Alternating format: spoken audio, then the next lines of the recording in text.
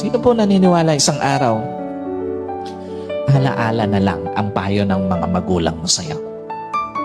At sino po naniniwala, isang araw, yung nanay na kasama mo ngayon, maaaring katabi mo ngayon, yung tatay na kasama mo ngayon, isang araw, aalalahanin mo na lang din.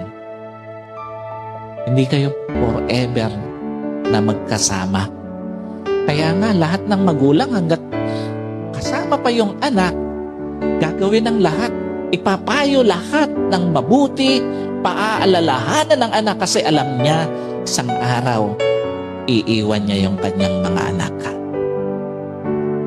Isang araw, hindi lang payo ng mga magulang mo ang magiging alaala.